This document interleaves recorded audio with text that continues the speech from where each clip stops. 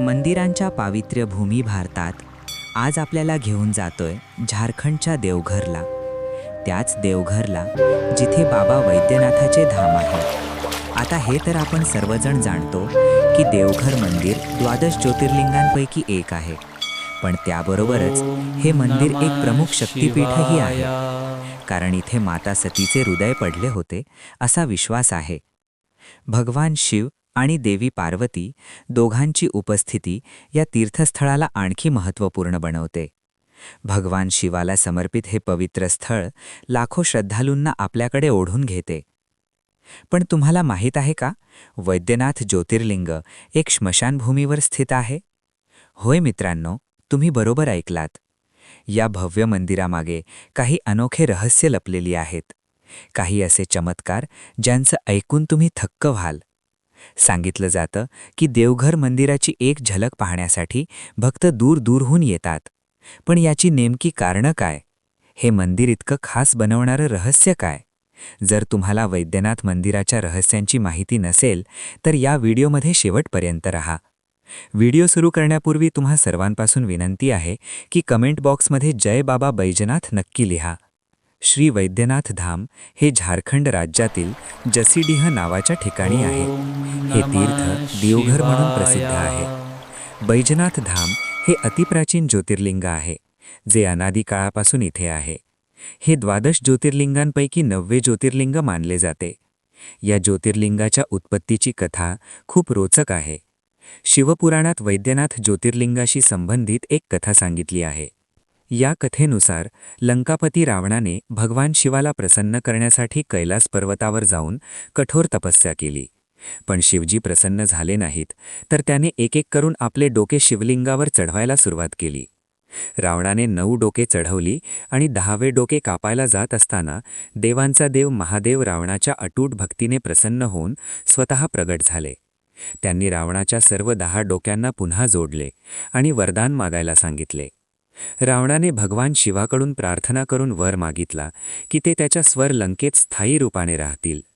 तसेच त्याने हेही वरदान मागितले की तो भगवानचा सर्वात मोठा भक्त बनेल.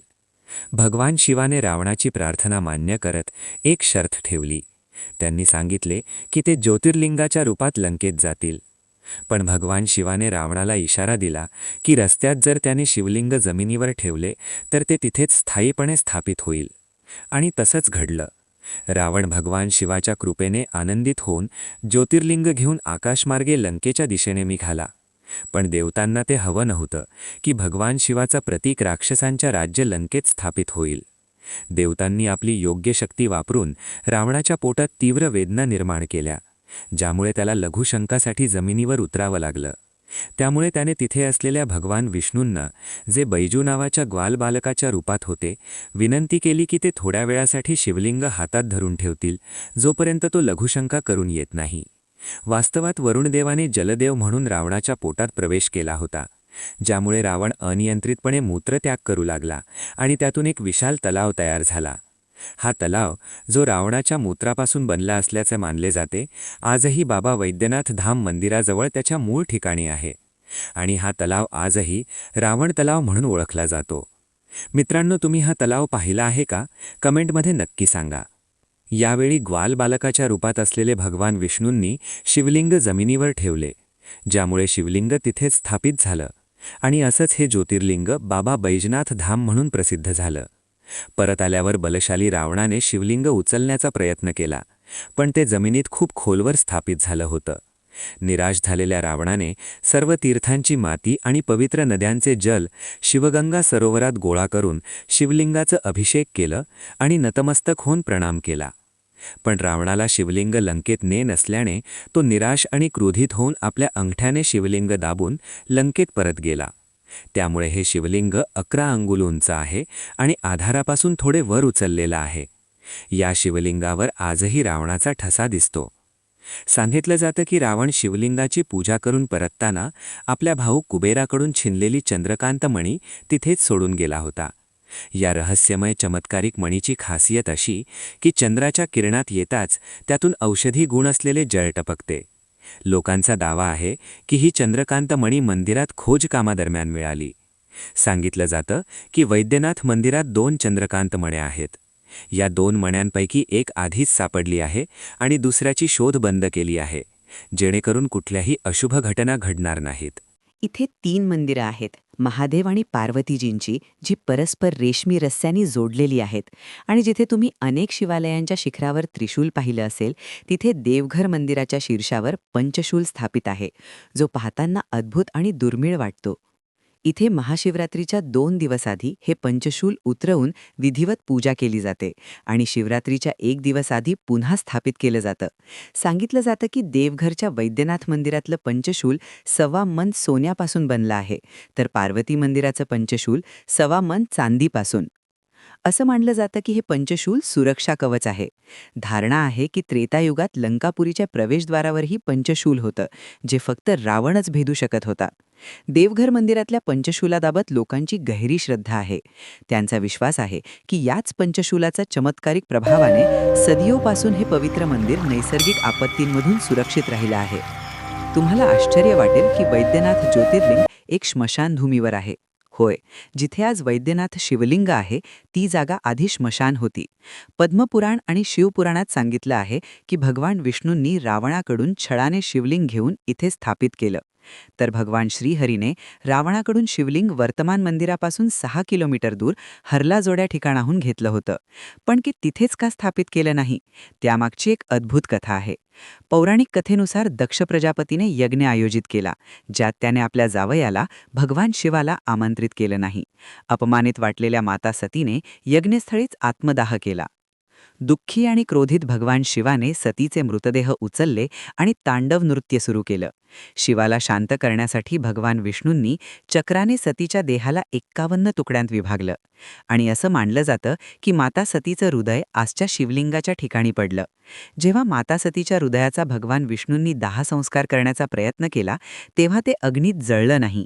तेव्हा आकाशवाणी झाली की सतीचं हृदय शिवाशिवाय अपूर्ण आहे, ते पूर्ण करा. म्हणून श्रीहरीने ते शिवलिंग माता सतीच्या हृदयावर स्थापित केलं, ज्याला रावणेश्वर हृदयपीठ वैद्यनाथ धाम म्हणूनही ओळखलं जातं. वैद्यनाथ धामवर नागमुकुट देवघर जेलचा कैद्यांद्वारे बनवला जातो. हे ऐकून तुम्हाला आश्चर्य वाटेल की वैद्यनाथ मंदिरासाठी फुलं, बेलपत्र इत्यादींनी बनवलेले नागमुकुट देवघर जेलचे कैदी बनवतात. ही परंपरा इंग्रजांच्या काळापासून चालत आहे. जेल अधिकारी सांगतात की एकदा इंग्रज जेलरच्या मुलाची तब्येत खराब झाली आणि औषधांचा परिणाम होत नव्हता. कोणीतरी वैद्यनाथ मंदिरात नागमुकुट चढवण्याचा सल्ला दिला. जेलरने तसं केलं आणि त्याचा मुलगा बरा झाला. तेव्हापासून जेलरने कैद्यांनी बनवलेले नागमुकुट मंदिरात पाठवायला सुरुवात केली.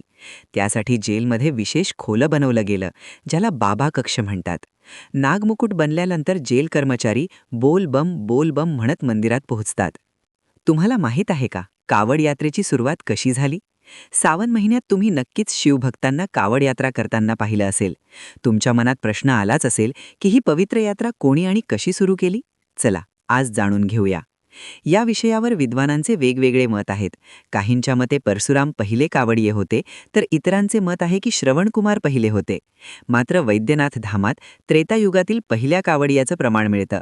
भगवान श्रीरामाने सुलतानगंजहून गंगाजल आणून भगवान शिवाचं अभिषेक केलं होतं, म्हणून त्यांना वैद्यनाथचे पहिले कावडिया मानलं जातं. ही परंपरा आजही चालू आहे.